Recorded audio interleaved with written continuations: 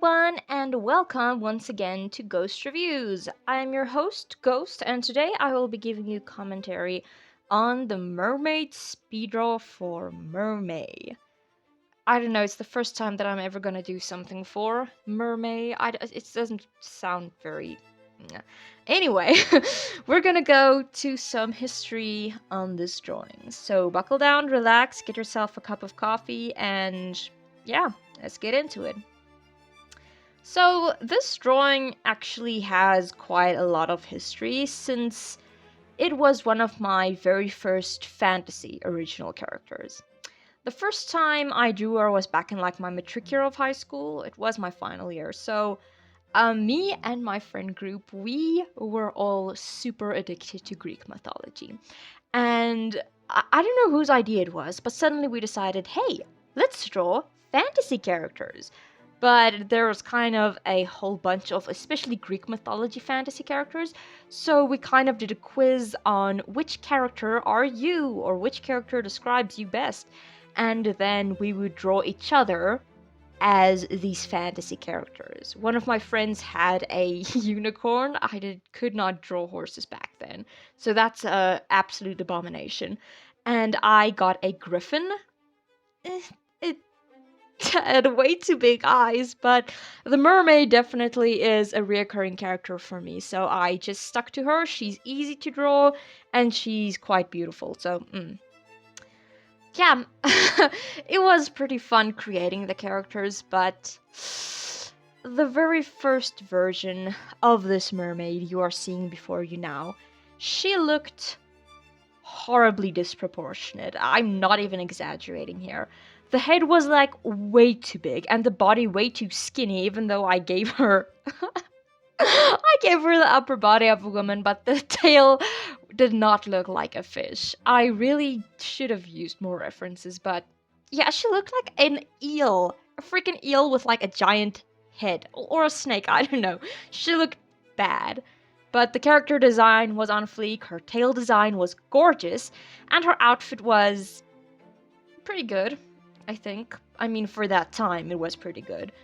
But the drawing was only in like black and white, it was just a pencil sketch, so I didn't really have a color scheme to work on back then. My second attempt of this mermaid was in my second year of university.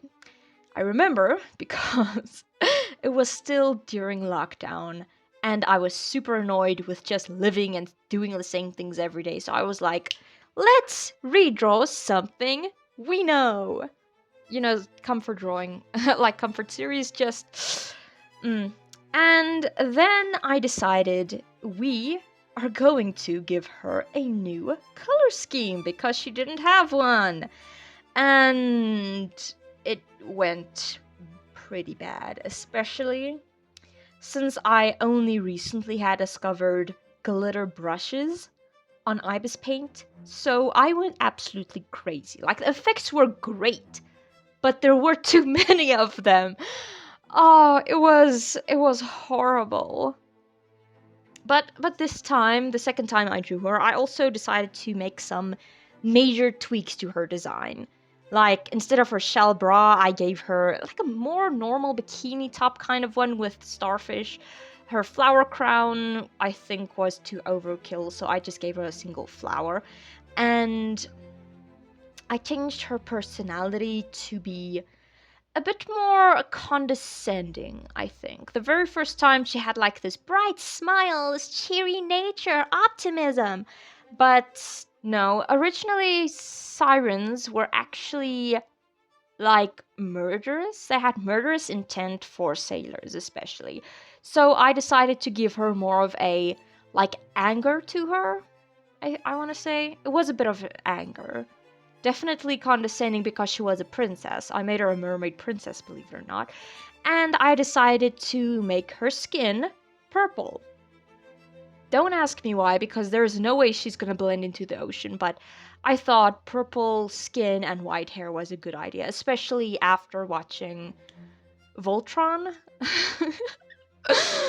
Oh no. Guys, I want to know how many people are there who has seen it. Voltron Legendary Defenders. I think his name is Lotor. He has this exact kind of color scheme, so yeah. Oh no, it was a horrible period of my time, but I got a lot of laughs and good memories out of it, so mm. I also decided, and this was the best decision I think I've ever made, I decided to give her shark teeth. Because they look pretty damn cool, and I mean, she's a siren, she's gonna tear men to pieces. I wanted to give her something. Now that I think of it, no, I haven't drawn her hands yet. I'm probably gonna give her webbed hands. I don't know, because I haven't drawn her completely. Oh, but actually looking at her now, I think she gives off more of like a Batgirl vibes. Purple skin, the fangs, and the ears, it just screams Batgirl, but yeah, we're gonna look past that and just just forget I said that. Imagine she's an actual mermaid. And right now, you guys know that I have not changed too much from her original character design. It's a big difference from her original concept. And I can really see my improvement, which is wonderful for me. See, it pays, guys. It pays to redraw characters because you can see where you improved. And one of the biggest things is the eyes for me, but yeah. Oh, so another thing that you guys probably don't know is that this current version of the mermaid is called Raftalia and is part of a fantasy story of mine that I just can't seem to write. I mean, I have so many rough drafts for the first chapter or like a later reveal chapter, but the story itself, it's just bleh, too much work, and I probably have enough time to write it. That's not the issue. It's just the motivation. I didn't really have a lot of motivation to write it. So, about the drawing itself. Let me give you some perspective on the drawing. In total, like, the amount of time that I work on it is probably about 3 hours.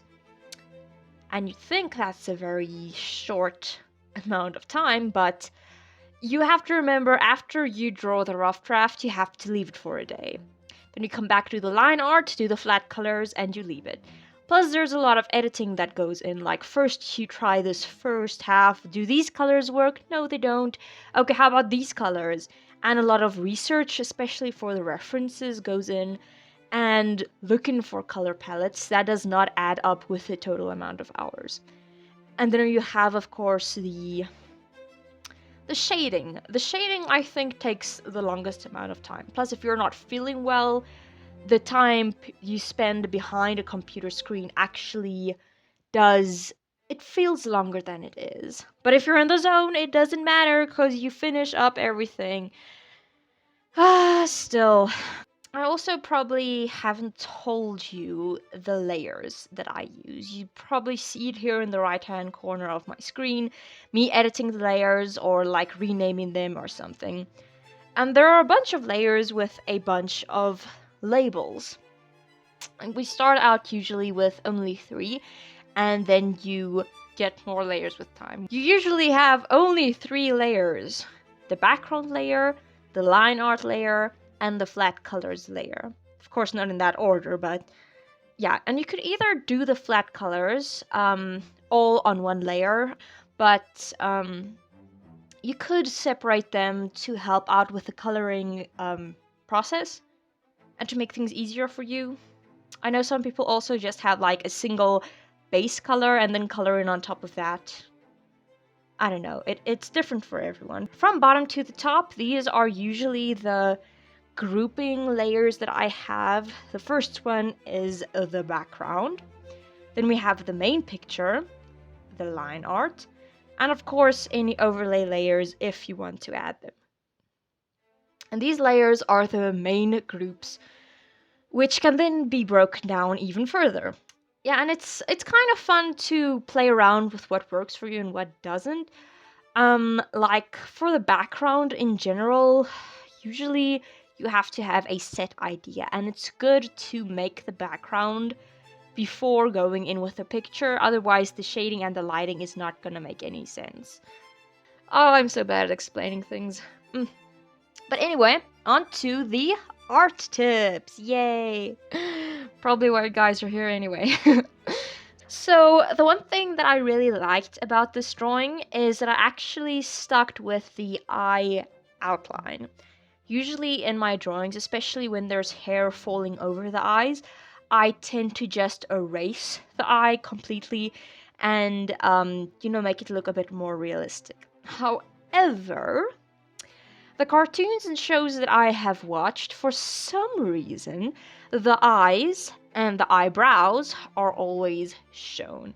And one very good example is Belfie from Obey Me. He's got like this, I want to say a very thick ass fringe or bangs that covers completely his one eye. But still, in the show you see both eyes. It's a very strange thing, but I love the idea because you can still see this is a human. He has symmetry in his face, he's got both eyes. But yeah, that's only for some people. Sometimes, depending on the character, you can also decide to completely take that away, especially if a character is like wearing glasses or has like super long bangs, purposefully covering the eye to show that this is a recluse.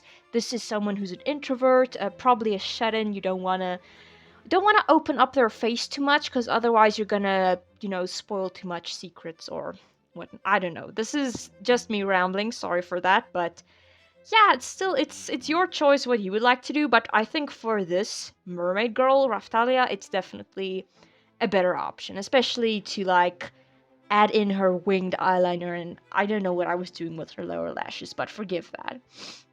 Next tip I have for you guys is to use a reference, especially when drawing shiny objects.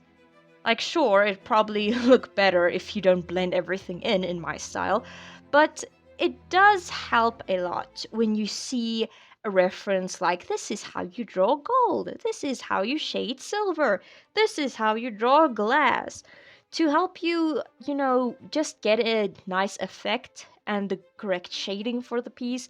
Otherwise, it might end up looking very, very bad. And I had to get a reference since a lot of characters, especially from my fantasy story, have gold in their outfits, or like golden eyes or something. So, gold is a recurring theme in my characters. I love it, I keep it, and there is no way I'm gonna live without it. Ooh. But yeah, so the last tip that I have for you guys is about drawing the eyes. Yes, it is quite a random thing to try and teach you guys if you cannot see my face or see how I draw eyes, but in the manga course that I did, they say that a lot of a character's personality is shown within their facial features, and especially the eyes. Because for some reason, the eyes immediately tell you if a person is nice, bad, good, shy, I don't know, but yeah, and usually this is especially when you look at like the eyebrow shape for some reason, the eye shape itself, and the pupil and or iris. Right. So, for instance, a character with a super round eye and large pupil is usually a more playful character, while a character with like a semicircle eye and a small pupil is someone who's very skeptical and I think overall negative. I don't know. But either way, there is a bit of a difference in different characters, and I struggled with that a lot. I never knew that the eyes said so much about a character. So when I went through the manga course and I learned this, and I looked back at some of my older characters, I decided to redesign all of them, starting with the eyes. And I cannot tell you how much of a difference it made to not only be able to tell characters apart, but also just to give them a bit more uniqueness. Because I think that is something very hard to accomplish, especially in today. You can have a set style, but if you're gonna use the same style every time you draw a character, then there's not gonna be any uniqueness to the character itself. You're just repeating whatever you did before, and you're never thinking of the characters you create. Does that make sense? Yeah, I hope so. So, yeah, I know changing, especially your art, can be very, very hard, especially when you're used to something. Like you're used to drawing the eyes this way, you're used to drawing the nose like this, you're used to not putting in too much detail in the ears. And it's okay.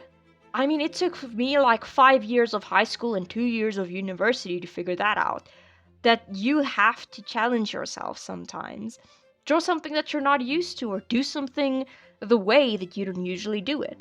Instead of drawing just like a boop, a little dot for the nose, how about you draw a triangle? Or instead of drawing just two vertical lines for the eyes, how about two almond shapes? The possibilities as an artist is endless. So it is good to go out, test the waters, find out, hey, does this work or not? And yeah, it is, I think, actually our responsibility as artists to try and motivate people to get their own style, because I have been told so many times that, hey, be more realistic. Why do you draw the characters like that? Why don't you do this? Can't you draw this? And it kind of annoys me, and I think any artist out there, when you are telling them, hey, I like your art, but why didn't you do this instead? Like, then why don't you just ask another artist? Every artist is unique, and instead of breaking them down, it might be better to build them up and to support them, because it's not easy making art, you know? Any of you guys probably know this, but you can't just be born with skills from, like, I don't know, 7 years old and suddenly be a master. It takes time, it takes practice, it takes a lot of trial and error. But eventually you can create pieces you're proud of, so I guess that's a win. But yeah, guys, that is the end of this speedrun of my Mermaid OC. For MerMay! Yay, everybody, I actually did something for the art community. Also, don't forget to like and subscribe if you are enjoying content such as this. I've also, like I said, I do have an Instagram page. I'm also over on Twitter. And if you guys want art pieces just like this one, I do have a Redbubble page of some of the artworks that I have created. So if you guys are interested in supporting me there, you guys can feel free. Or if you want an original artwork, I do have a artistry account where you can literally just hit me up and say, hey, Ghost, I want you to draw this for me. And then we can figure something out. But for now, thank you guys for watching. Thanks so much. And I will see you next time in the next video. Bye!